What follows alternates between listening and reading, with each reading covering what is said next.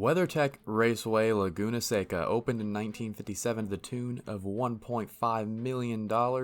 It has been hosting racing events for over 60 years, and tonight it hosts the second event on the schedule of the J2I Cup Series road racing schedule. We're going to go around with a lap now with bot 14 of Yellow Flag Motorsports. Turn 1, that is technically turn 1 right there on the front straight, going into one of the few passing zones on the track. Turn 2 is a double apex hairpin, the Andretti hairpin. You have to make sure to hit both those apexes, swinging out wide in between them to be able to come out with enough speed, and be wary of the pit exit that runs on the inside of this corner. Not a whole lot of runoff for cars coming out of the pits. Coming around into turn 3, this is a fast corner. It is very easy to understeer, very easy to oversteer. On either side of you is the sand, the gravel that'll suck you right off the track. Got to be sure to hit that apex early. If you miss it, you will slide right off the track. After turn 3, going into turn 4, a much faster turn, nearly flat out.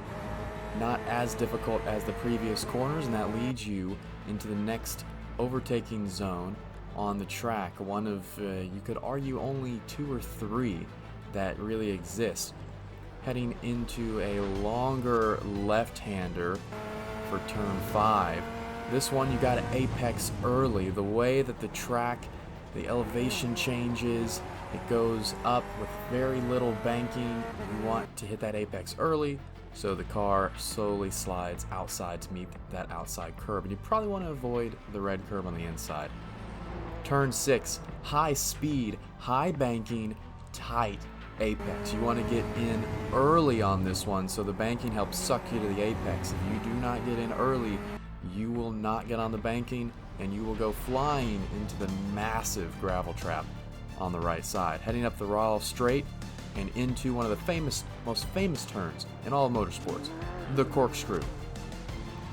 In these cars, you're going to start braking right around this point by this curb, so you are coming over the hill, blind, braking, blind into the left-hander to right-hander corkscrew.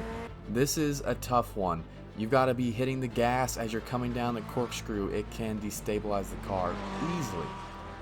Coming down the left-hander after the corkscrew into a fast right-hander with high banking.